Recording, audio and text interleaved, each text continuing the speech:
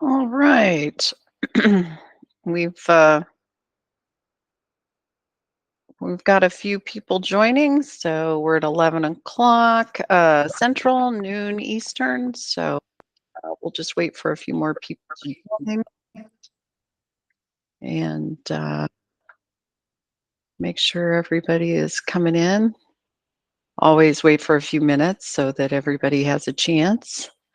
If you're not aware, this meeting is being recorded, just so everybody knows coming in. It will be available on FedSubK in Action tab at my website by Friday afternoon. So we'll have a way for you to come back and view this. Don't worry about taking a lot of notes. Um, you'll be able to go back to it anytime you'd like and view it whenever you like. So it'll also be up on FedSubK's um, YouTube channel at FedSubK at the at symbol FedSubK. So you'll be able to see it there as well. So like I said, it'll be recorded. You won't lose anything by not being here. You'll get to see the whole thing. And I think this month I remembered to set the recording before we start. So anyway, we'll give it another minute or so, and then we'll get started because we have a lot to pack in an hour. Hope everybody's doing great today. If everybody can see my screen, can you give me a thumbs up or something? Or yeah, let me know. Ah, perfect. Thank you. Thank you. I'm never sure. I have so many screens here and so many things on so many screens. It's like I'm not ever sure for sure. It's um it's showing where I want it to. So got more people joining, so we'll wait a few minutes. I know it's a busy time of year for people, so I really appreciate anybody that's here live. Um, always great to have people to engage with too. So we'll probably wait one more minute here and then we'll get started because there's a lot to cover. If you're on the line, if you want to type in the chat where you're from and uh, anything like that, feel free. Take yourself off mute. I don't care. We're interactive here. It doesn't have to be just me talking. So you can ask questions throughout as well. I like to keep it fun, engaging. I'm here to answer questions, so that's the whole point of me being here. So let's see. All right. So let's go ahead and get started. We're about 3 minutes after the hour, and I want to be mindful of everybody's time. As people come in and add, they'll catch up. We'll let them know that there's a recording. So anyway, so I'm Shauna Weatherly. I'm the president and founder of Federal Subcontract Solutions, LLC, FedSubK for short. That's my DBA. Uh, and the topic we're going to talk about here today is government purchase cards and thinking micro for macro results. I have somebody from Maryland that just popped up in the chat. Nice to see you. I see your big smile. It's beautiful. Nice to have a friendly face in the crowd. Yes, love it, love it, love it. All right, so let's start talking just a little bit about FedSubK so you understand why I do what I do. So yeah, I'm the president and founder. I started my company in 2015 while I was still a federal employee, with quite a few limitations, by the way. But that was the year that I was no longer a contracting officer, had signature authority for government contracts. And I decided that I was going to go ahead and try to launch a little bit of a business on the side, helping contractors understand federal contracting. With the blessing of my agency and ethics advisors, I was able to do some work. I was currently at GSA at the time, but I was able to do some work for companies that had no GSA interest. And so started becoming more of a business consultant, an advocate, started planning my own SBA certification as a woman owned small business as I was getting ready to head out into the private sector myself. I retired in December of 2022 after 35 and a half years of federal service. And the majority of that was in the procurement field, as you can see. working for DoD, U.S. Army Corps of Engineers, FAA, and GSA. So if you want to learn more about me, I'm not going to get into all the ins and outs of what I've done, but you can read more about me at FedSubK if you'd like. But this kind of gives you a quick rundown of what I've done in the past. And the whole reason I do this is frankly because as a contracting officer, I used to meet with small businesses all the time who were trying to learn about federal contracting. And I felt that they really didn't always have a good place to go and the right resources that they needed to learn kind of the ins and outs of federal contracting. And so I thought it might be a great niche and to bring everything I've learned over my 35 years to the table so that people had a trusted resource, an advocate for them that could give them consolidated, comprehensive, and affordable resources and support to kind of expand their federal contracting knowledge.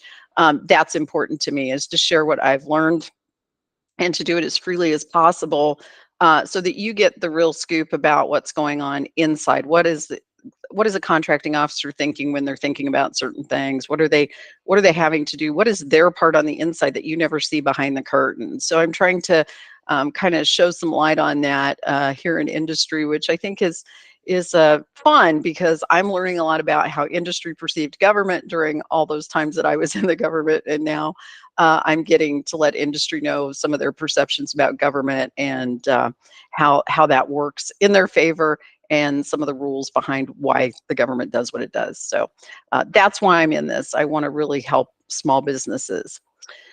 So about today's topic, government purchase cards, what we've got is, I think, a great entry point into the federal market. You know, you're probably here because you have a product or service that you want to sell to the government, and you may want to test the federal market before you dive in too deep, right? I mean, it costs some money to get into the federal market. You hear people talking about GSA schedules, all that stuff.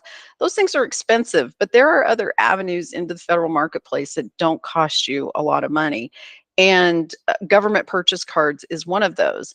And it gives you really a low risk and low cost entry point. So if you're interested in doing this kind of test drive in the market, seeing what you can sell, and doing it in a low risk and low cost way for you, government purchase cards are an avenue to that. And I always feel that small businesses should have a purchase card strategy, which we're going to talk about a lot today. So these are the things we're kind of going to run down. We're going to talk about what is the government purchase card. It seems a little, kind of out there, is the government has this card that they can make payments on, and some of the rules about how those purchases work. They're called micro purchases. We're going to talk about how these micro purchases work. And then once you have a little basic understanding about that, we're going to talk about what does it mean to you to have to accept the P card. Everybody calls the purchase card the P card for short. So we'll talk about what it takes for you to accept that P card. And it's less than you think. You probably already have it all figured out, and you could take the government purchase card today, most likely, if you accept cards for any other part of your business. Then we're going to talk about one of the things that I think people get tripped up on when we talk about micro purchases. Everybody always knows the big picture of what they want to offer to the government, but maybe not how to break that down into micro offerings. And so we'll talk about how to think about creating micro offerings of what you already do so that the government can fit those offerings into the bite-sized piece that a micro purchase is.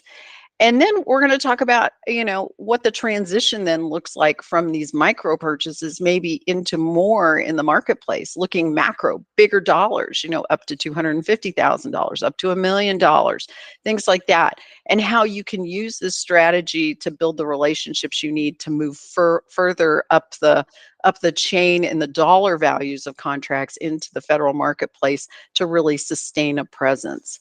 So we're going to cover all that in 50 minutes, believe it or not. So it's not as complicated as it may sound. So we're going to try and break it down into some easy pieces for you here today.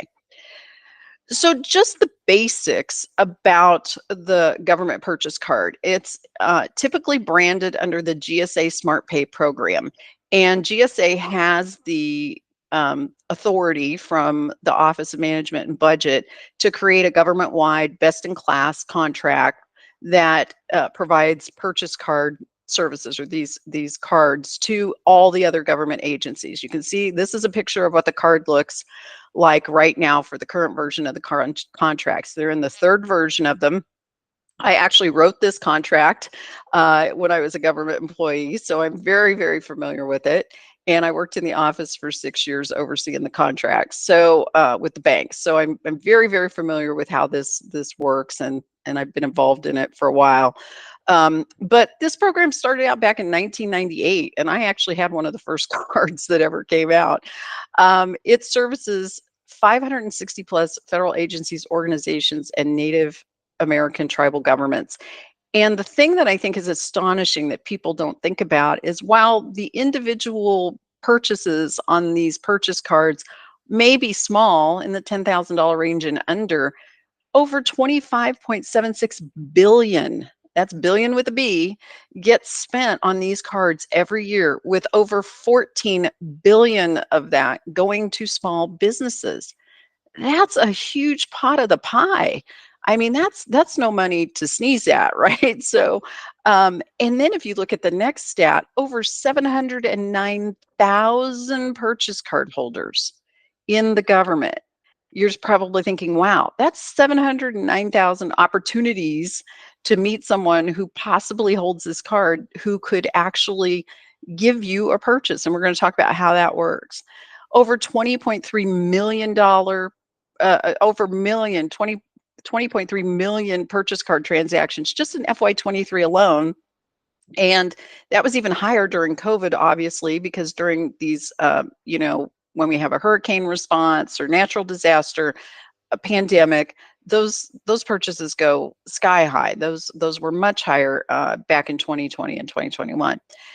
But another thing I think people don't understand is these cards, when you have a personal card and you get cash back on your credit card that you use with one of the major companies, well, the government gets cash back too. They get what's called a refund. So when they use these cards to make purchases, they get cash back.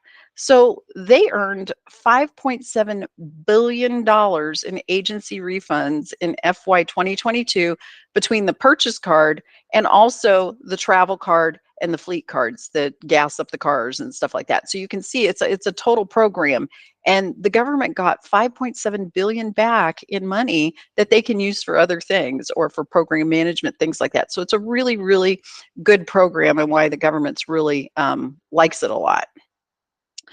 Now, the government purchase card is one of those things that gets you what I say is the closest thing to a handshake deal you can get with the government. And the purchase card is how we buy micro purchases. And micro purchases are unadvertised opportunities that occur year round. They don't require any competition. You don't have to go through the registration process in sam.gov.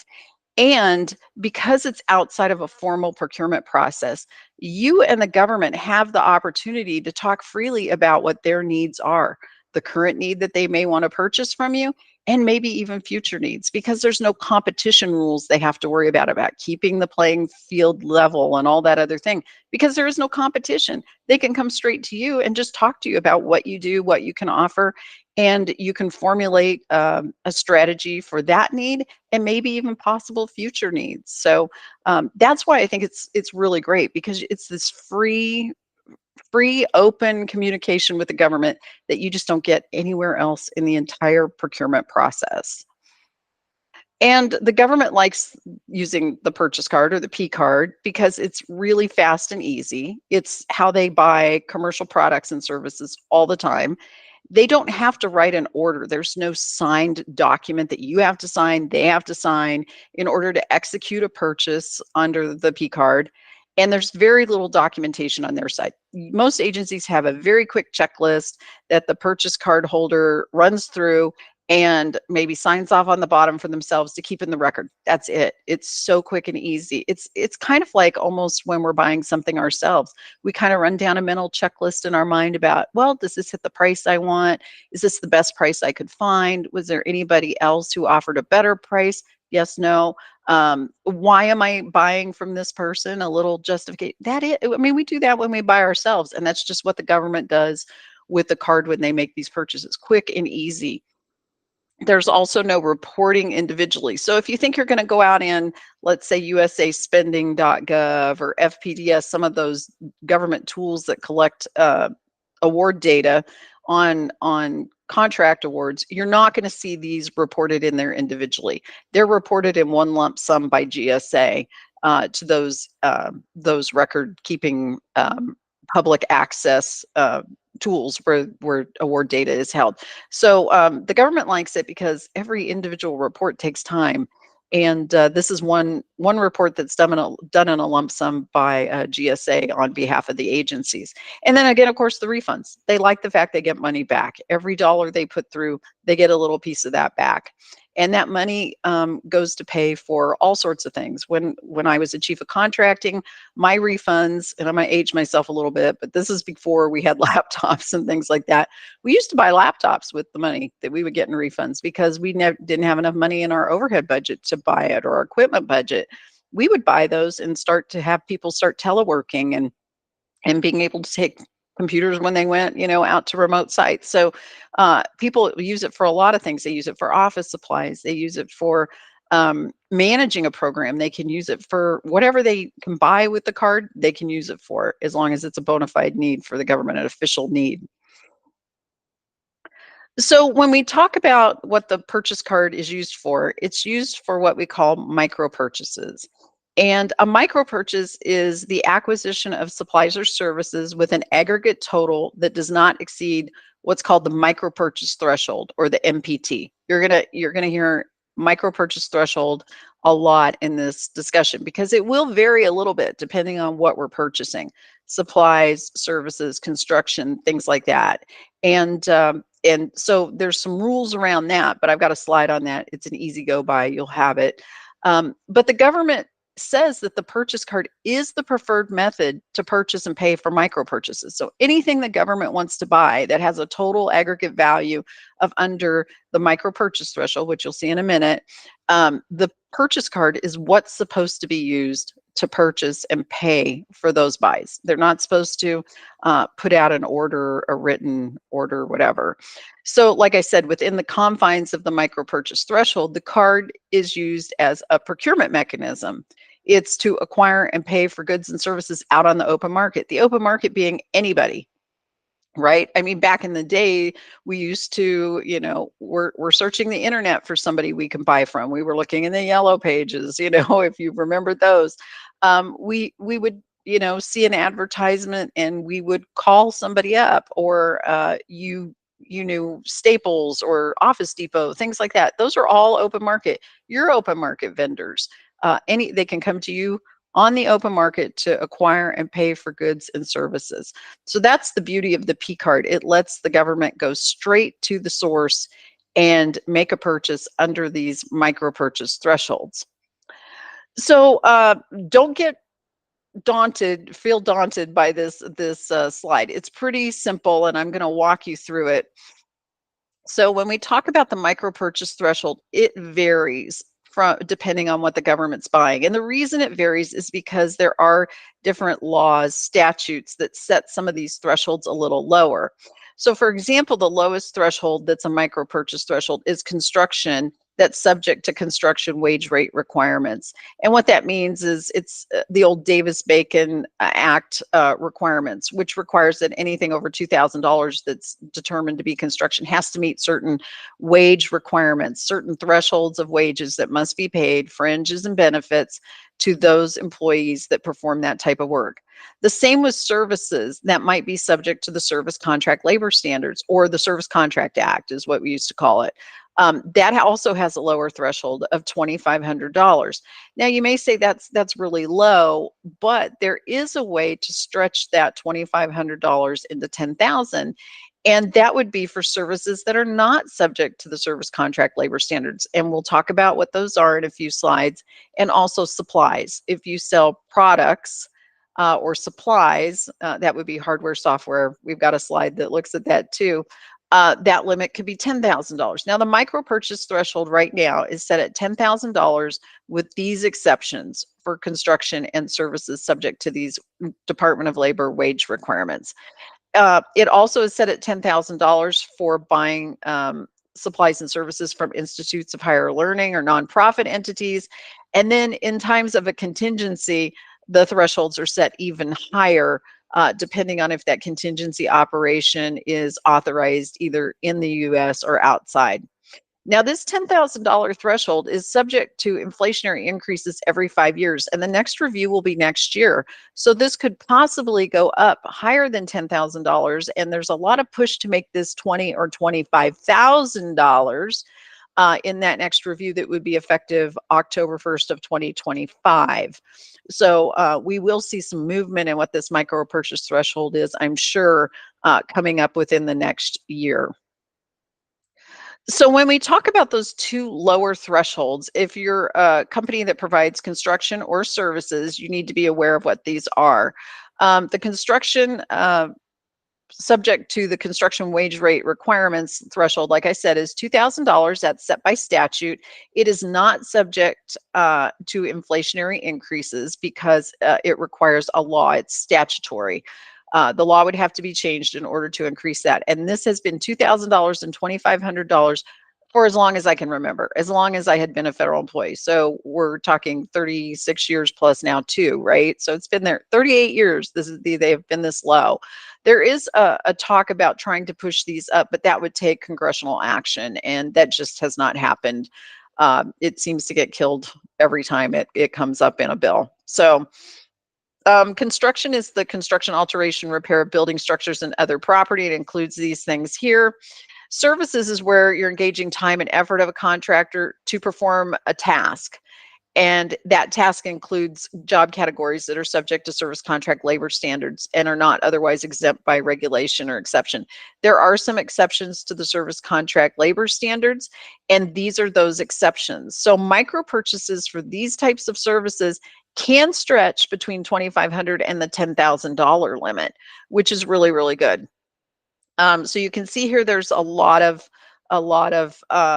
types of services that could stretch into that $10,000. If you're somebody that does employment for direct services by individuals, if you do shipping or transportation freight, if you do maintenance, calibration, and repair of certain equipment, those are things like medical equipment, office equipment, things like that. Provide financial services. If you are selling the services of an executive, an administrative, a professional, or a computer employee that fall within the Fair Labor Standards Act, which has a certain salary threshold for exemption.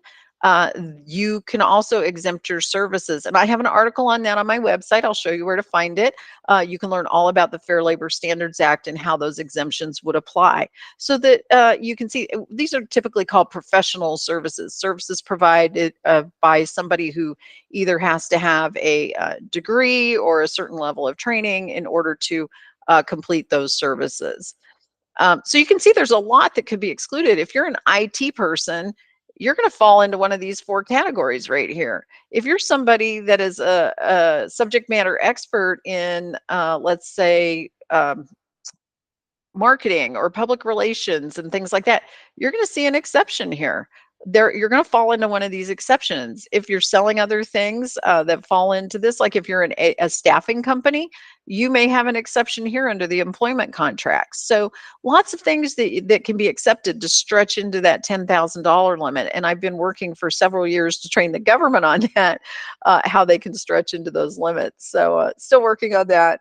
But there is a way to do it. So what we're talking about is $10,000 and under in most cases for supplies and services. And here's some examples of what those supplies and services are that the government buys: office supplies, IT hardware and software, tools, fuels, consumables, packaging. These are just a few of the things. And same with services, task-based services, human capital, repairs. Training is one of the biggest things that's purchased on the purchase card. And we'll talk about how to think about your business, whether or not you do training as a key part of your business or not, how you may be able to package what you do into training for the government. So why would you think micro? I mean, you're thinking $10,000 and less. Okay, fine. That's not a lot of money, Shauna. But what I'm going to tell you is it's low risk and short duration. And that's for you and the government. The government likes that because they get a chance to try out new contractors and see how you perform. They don't like a lot of risk. If you haven't noticed, the government is risk averse. And so these short duration, low risk contracts and purchases are a great way for them and you to see if it's something you want to do and you want to continue with. And it's really low cost marketing avenue to building agency relationships. If you haven't heard me speak before or other people in this industry that are supporting businesses talk about the importance of building a relationship with an agency to get work, it is very important. And this is a perfect way to do it because again, you don't have that competition getting in the way. You can actually talk to people about what they do. You can even ask them if they hold the card. Are you a card holder? Because if you are, I'd like to talk to you about micro purchases. I mean, this is a way to really start getting people talking to you about what you can do. It's also a way to get fast payments and build your capital quickly. I don't know about you, but a $10,000 order to me means a lot. And if you get a couple of those stacked up over the course of a month or a year, one $10,000 order a month is quite a bit of money a year. I wouldn't sneeze at that money, and I don't think anybody else would. So I think it's something to think about if you can find a micro purchase offering that's a great niche. It's a good way to get some fast payments in because you can get paid same day or within several days at the most, typically within 72 hours. You will get valuable name recognition. Oh, excuse me. You'll get valuable name recognition and establish a past performance history. We always talk about how people have trouble getting into the federal government because they don't have past performance. Well, here's how you get it. And when you start building this relationship with an agency, they start to remember your name. They're like, oh, that's that company that did micro purchases for us for lab equipment or for going out and checking on, some things we need to check on in the field. They sent a biologist out, or they did that engineering report for us. That's the type of name recognition you'll get, and that follows and carries through as you try to move higher up into the marketplace, into the higher dollar procurements. So, and I think the biggest thing is it gives you the opportunity to influence future requirements because again, you don't have that competition getting in the way. You can talk about, hey, do you have anything else coming up on the horizon? Do you have any more micro purchases? If you don't, is there anything smaller that I might be able to work on? Smaller dollar value at the higher thresholds, let's say between 100,000 and 10,000, 250,000. Do you know of anything coming down the pike? Oh, you need help with that? Well, let's start talking about what we can do there because we also support this problem or this mission requirement you have. So again, it gives you a way to start talking to them and finding out what they need so that you can start tailoring what you offer to them and show yourself as a solution provider, not just a micro purchase provider. You can start showing solution providing, which branches you into these higher dollar contracts. So, everybody thinks, okay, that's great. Micro purchases, they're out there, people buy them, but who really is doing this? Well, any federal employee that's trained and appointed can be a card holder. And this could be anyone in government. They don't have to be formally trained like a contracting officer. They receive some online training, they get an appointment letter in some places, and they're good to go. They got their card, they know how to use it, they move forward. So it could be a project manager, an office assistant, a public affairs specialist, a field or site supervisor. The training officer at every agency typically has a card. It could be an IT specialist, it could be an end user, or even a contract specialist can hold a card. They typically have it at a higher dollar value. So anybody you meet at a conference, at an event, could be a card holder if they work for the government. And you should ask. You should say, hey, who's the card holder in your group? I've got some micro purchase offerings that I think might be of interest to you. If you're talking to them about something and something clicks, why not throw that in there? The other way to find out federal employees who are card holders for micro purchases is sometimes you can just go out there and search on the internet. And if you go out, and I'll give you a whole list right now, I can tell you who they are. You go to FAA, you just go out to Google and search on FAA purchase card holders. It will pop up a link to a list, an entire list of purchase card holders for the FAA with their contact information. You may not get this for every agency, but there are some that have it listed out there. And again, it's just talking to people. Every office, I will guarantee you, with 709,036 cardholders in government as of September of 2023, every office has a card holder. They just do, because it's the easy way to get these buys done. They don't want to deal with the contracting office. And the contracting office doesn't have the time to deal with the little purchases. So that's why they disperse these cards out. So it takes that work off the contracting offices, and everybody can just go forward and make their purchases. Now, it doesn't mean they don't get reviewed. They're audited, they're reviewed for fraud and misuse and things like that. Don't get me wrong, they're all looked at. But that purchasing, it does not happen in the contracting space. It happens with all these types of people and more.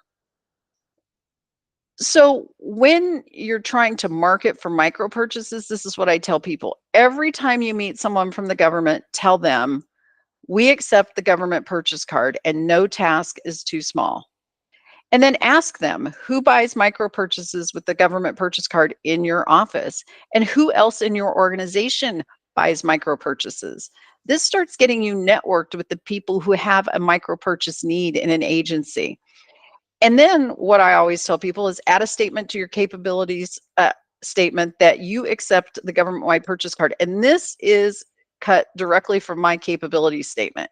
We accept the GPC, the government purchase card, for purchases and payments. No task is too small.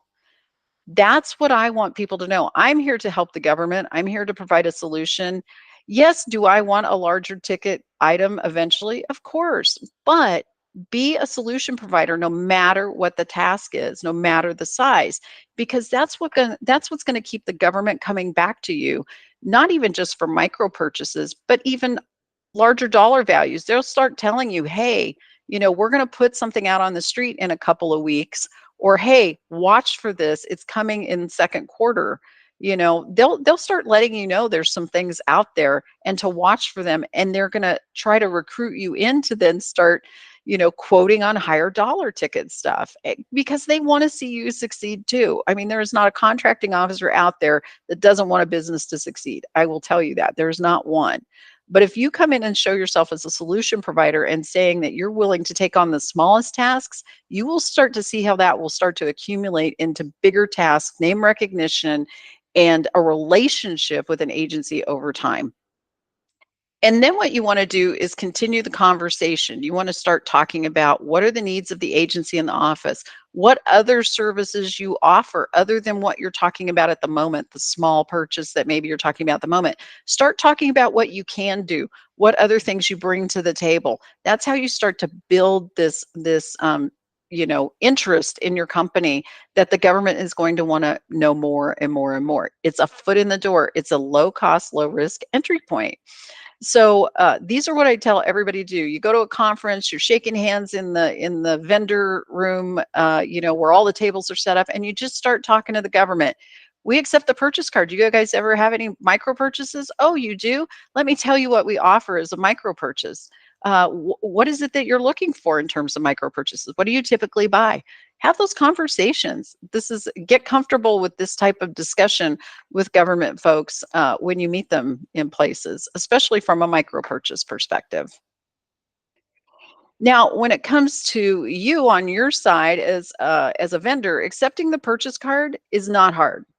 The purchase cards are centrally billed accounts, which means the government pays for them directly from the government to the banks that issue the government's cards. So there's no risk in there of non-payment. The government has to pay their bills in full every month. It's not a credit card, it's a charge card, meaning it's kind of like an Amex for government. They have to pay it off at the end of every month. So there's no risk. The government cannot default on its payments. The Visa cards have prefixes that are set with these four numbers, and the MasterCards have prefixes that are set with those four numbers. And all the purchases are exempt from state sales tax, except in certain instances, like New Mexico has a gross receipts tax and things like that. But I've put some links here. And if you go to the smartpay.gsa.gov, they have a whole vendor section that tells you all about taxes, all about how to recognize the card, and the fact that transactions can take place without a physical card. And there's a whole vendor's guide there for you to look at. But what I'm going to tell you is you don't have to sign up to take the card. There's nothing special you have to do. If you accept Visa and MasterCard now as a form of payment through a third-party payment processor like Stripe or PayPal or one of those, you can take the card from the government. It's that simple. Or if you have something set up on your website for payment, if you're a products person, you can take it right now. So there's no special thing you have to do to accept the card. And that's what I think a lot of people are concerned about, that there's like another layer here that they have to learn about, and you don't. Now, some do's and don'ts about the card, just from a vendor's perspective. If you do charge a fee or a surcharge, that 2.9% or whatever the card charges you, if you charge that separately on top of your price, you will need to disclose that to the government. But you can also wrap that fee into your price, and then you don't have to disclose it. So it just depends on how you price your work and your services. You are asked to quickly resolve any disputes if the government has any of those, and then keep records of your purchases, just so that you make sure that you have an audit trail in case there is some sort of dispute. The government only has 90 days to dispute, and outside of that time frame, a dispute, they have waived their right to dispute a charge. The one thing you want to know is that the government is not allowed to split a purchase. So if somebody comes to you and says, "Hey, I really need something for $12,000," and I had this happen. I had an Army employee who came to me and wanted a trailer bought one end of fiscal year, and it was $12,000. It was over the the limit at the time, and the limit then back then was 3,500, and I couldn't buy it at end of fiscal year for her as a contracting officer. We didn't have enough time, and she took her card and went to the trailer vendor and asked them to charge her card up to $3,500 as many times as it took to buy that $12,000 trailer. That's fraud, and it's misuse. And so the government isn't allowed to do that. So if somebody ever asks you to do that, you have to say no. Tell them you're not going to split a purchase. You can get in trouble. You won't get in trouble for it, but they will. Don't ask to copy the card or the CVV. They won't allow you to do that. And a lot of times, some of the card numbers are now tokenized, so they're only used one time, and then they poof go away, and that won't be a card you would ever be able to, a number you would ever be able to use again. And then these are obvious. Don't falsify charges or mischarge the government. Don't offer accept bribes or kickbacks. Don't offer to say, "Hey, if I charge you 250, will you give me 50 of that back?" No, don't do that. It happens. It happens, and people go to jail over that stuff. So just, know those basic rules. And like I said, in that smartpay.gsa.gov vendor site, it talks about these. These are very simple, common sense rules for folks. Let's see, there's a question in the chat. Are GPCs typically used for both products and services, or mostly products only? I know there's a dollar limit, but that limit actually deter people from buying services through the GPC, in my experience. Yes, they buy products and services. Services are at that lower threshold. And the reason the government doesn't usually stretch from $2,500, that lower service threshold, to the 10,000 is that the cardholders aren't trained specifically in how to do that, how to determine if a service is a professional service or not. I'm working on an initiative with the government to train those folks. I did train them when I was with the government. I'm working on a continued initiative to train the government with that. And I want to keep that up, because if we see that $10,000 threshold creep up to $20,000 or $25,000, that's a lot of buying power for the government, between 2,500 and 25,000, that they could use the card for and get those refunds for, that they're not taking advantage of. And so I'm really on a mission, as the former contracting officer's representative and person that wrote the contracts, to really continue that from outside with government. And I have a few agencies interested in some training. I actually have a micro purchase offering for that training for the government. So, and I'll show you where that is in a few minutes. So great question. Yes, I think it does deter some of them, but with you being educated, you can also talk to them about, hey, there is a way that you can stretch this from 2,500 to 25,000 or 10,000 or whatever it is. And here's how. Have you thought about looking at these exempt categories? I gave you a slide with them. If your stuff fits that, ask them, have you thought about this? I'm a bona fide computer employee. I do IT. Do I fit within that exemption? Because if I do, you can use it for a higher threshold. and then let the government go back and do its homework. But you can help kind of get that ball rolling in their head too by understanding it a little bit. Um, so, how do we create a micro purchase strategy?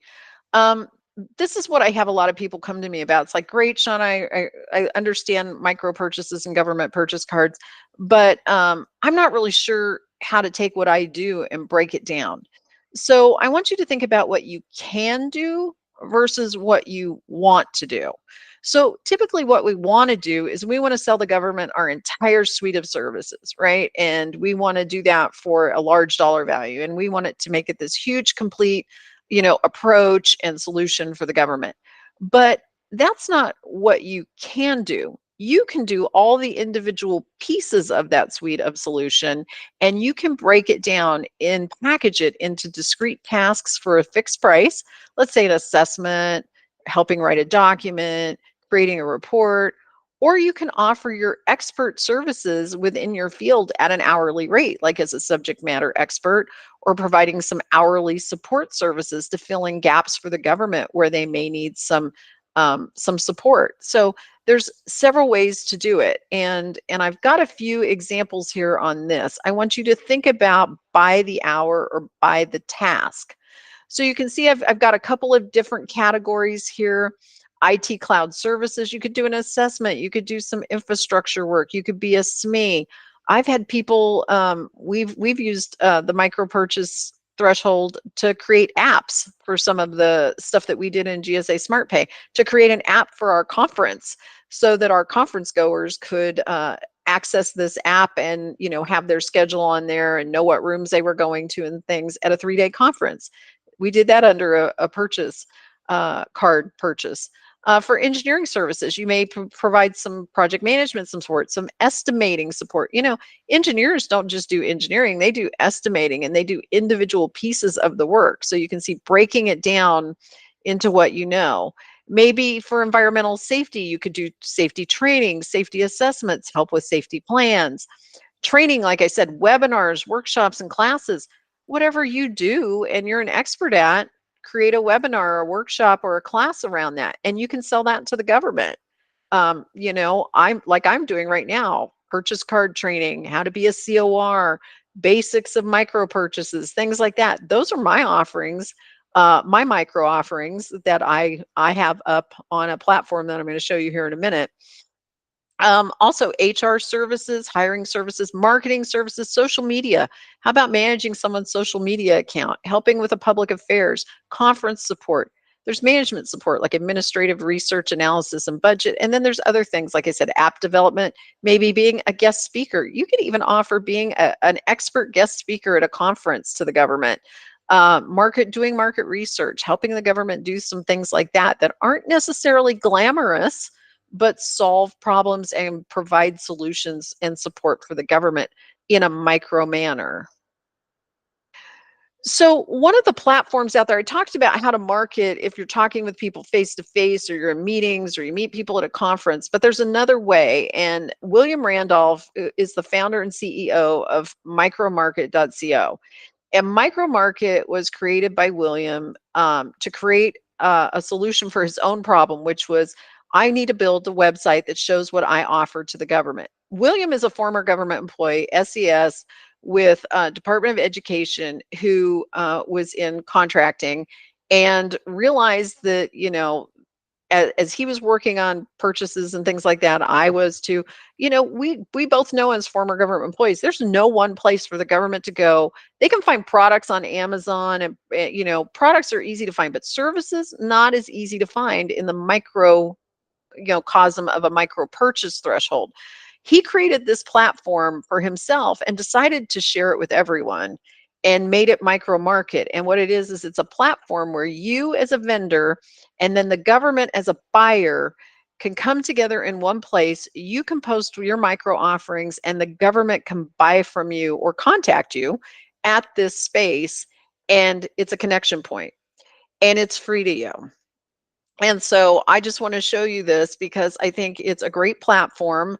I believe in it. William and I are working together on several initiatives to be pushing this out through the Minority Business Development Agency, through his connections with agencies, my connections through Visa and the government purchase card program. So we're really, really making a heavy push of micro market, and I'm here to support William in any way I can, because I just think this is an incredible idea. When I saw it, I had to talk to him. He's like the man as far as I'm concerned when it comes to this stuff. He's amazing. I think the fact he found a solution for the government. I wish I'd had this when I was a card holder. It's not easy to find service providers. This is an easy way to do it. I suggest you go out and take a look at it, because again, it costs you nothing. You can see here, micro market. I did a search on my offerings. So you can see I think I have a dozen offerings out here now. Yeah, I have 12. He's taken the top categories of micro purchases that the government has made, doing research on those dollars, and has broken them down into major categories. There's more categories out there. There's an other category and things like that. And there's also a vendor support category where if you can offer services to other vendors, you can sell there too. So I have a couple of those too. And you can see you can charge an hourly rate, a flat fee. Somebody coming in and doing a search can look up to $25,000. And the reason it's $25,000 here is some agencies have that authority, particularly for training. So they may go in and look at it. There's a place where buyers can look regionally, et cetera. But this gives you an opportunity to hang out your shingle, so to speak, on what you can do and what your prices are. And it gives, you fill out all this information. It's super easy. Fill in the blank to fill this out. You can set up your profile here and tell people a little bit about yourself. You can describe your offering. I have an offering that's strategic government card use for contract payments. I'm trying to get the government to use this for contract payments, again, to get money into small businesses' hands faster and also earn the government refunds, right? So I have a 90-minute course that I offer to talk to government agencies about, how they can do this better and target certain contracts. So I've given that description. I'm a small business, a woman-owned small business. There is a requirement to have a SAM UEI and a CAGE code, so you will need to be registered in SAM to use this platform. But typically that's because there's a Section 889 compliance requirement that the government has, which means that you're not using prohibited telecommunications and televideo equipment and things like that from certain Chinese companies. You can see that you can charge what your flat rate of services are. And there's a place here where people can book. Now it's grayed out for me because this is my own service, but for other people, it's not. And it says, book here now. There's a click there. You also set your, you can upload media. I have my capabilities statement uploaded here. You could upload a video or a clip of something here.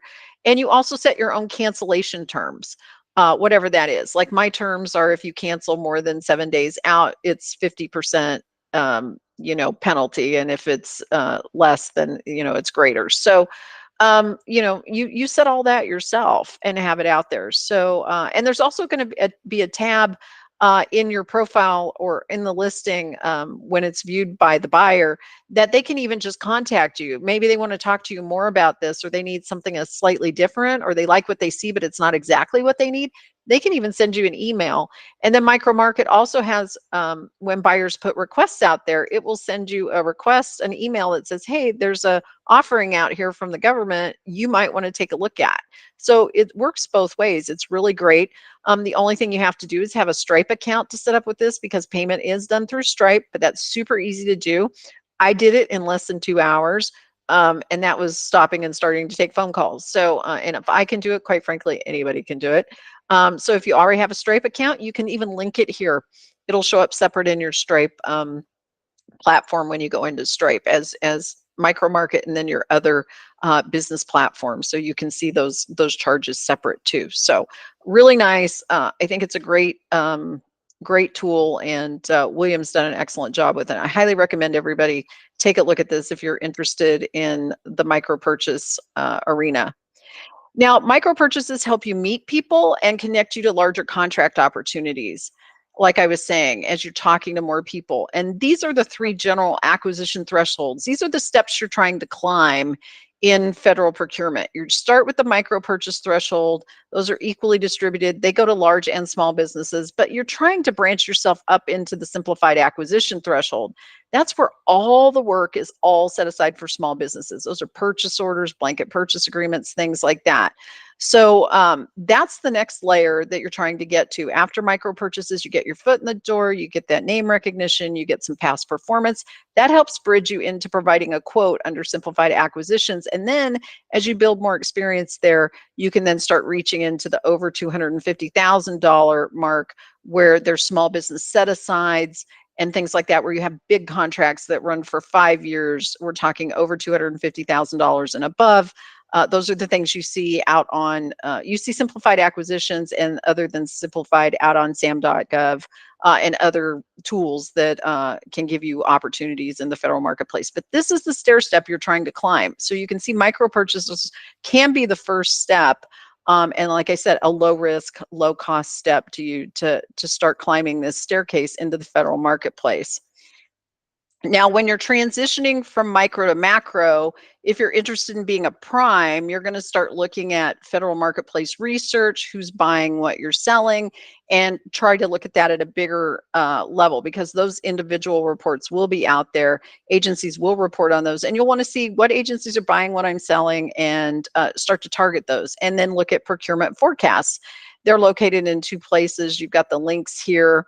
And then SAM.gov opportunities, you see those all the time. If you're familiar with the federal marketplace, you know that the government advertises anything over $25,000, and for that are new actions to the public, and it's in one of these forums, or you have a opportunity to provide information to try and influence that strategy. If you're a subcontractor or supplier interested in staying at that place in the federal marketplace, there is an SBA directory of federal prime contractors that have subcontracting plans that is out on the SBA website. There is Subnet, where large businesses can go out and advertise for needs from subcontractors and suppliers.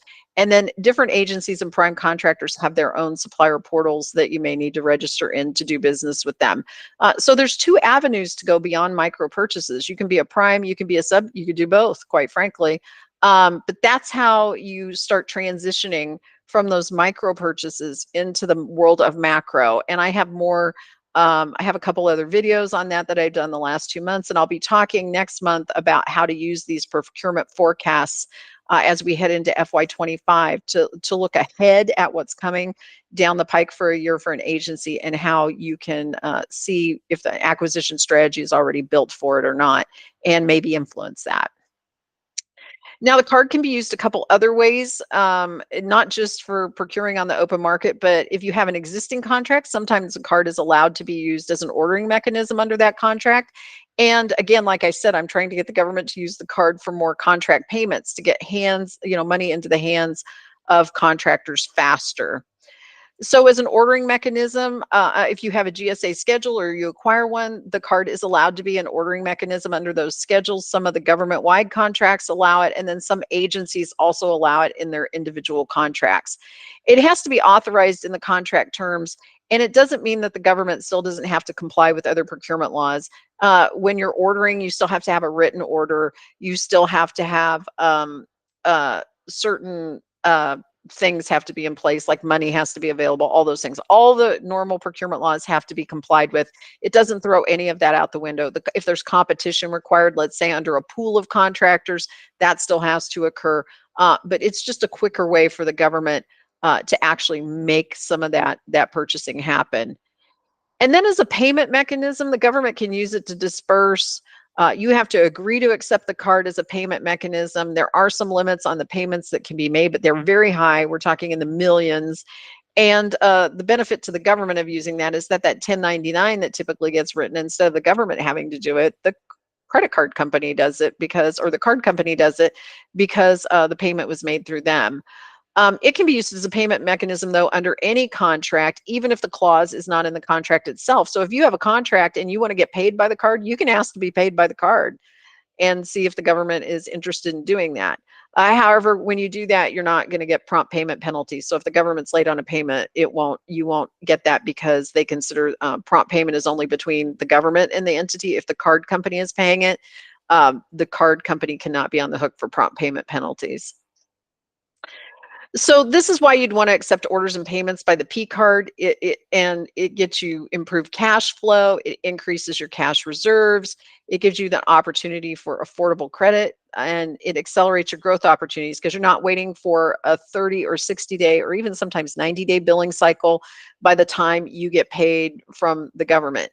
And what all those things do is it gives you expanded access into the federal marketplace. So once you get started accepting, orders from the government under a micro purchase, doing the micro purchase level type payments, it's something you want to try and maintain through your growth in the federal marketplace in terms of keeping those cards part of how you do business, asking the government to order and pay you using the card, because these are the benefits to you and you can't beat this. Getting paid the same day within a couple days of submitting a deliverable or a final product is way better than waiting 30, 45, 60, 90 days for a payment from the government. And so you can see how this could just skyrocket your ability to do more in the federal marketplace, grow your business, all sorts of things, if you can get that cash flow going faster. So I think we covered everything. It was a quick hour for sure, but I think we've got everything covered. And I see there are a couple questions in there. Uh, Hi, Christy. Oh, hi, Christy. I'm glad you're here. Um, let's see. We have another question. We are at the final step before connecting Stripe to get listed on there. Perfect. Yeah.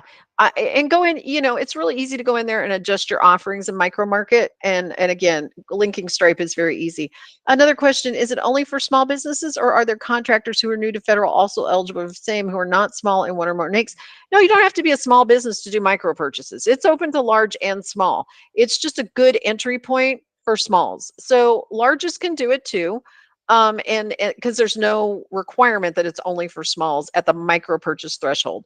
But again, it's probably the quick, easy, low cost, low risk way for small businesses to kind of get a foot in the door, an entry point where they may not be able to get it at a higher dollar value because they lack past performance, experience, things like that maybe other small businesses have. So that's why it's always a good entry point. Does anybody have any other questions or thoughts that they'd like to ask you? You're more than welcome to come off of mute if you'd like.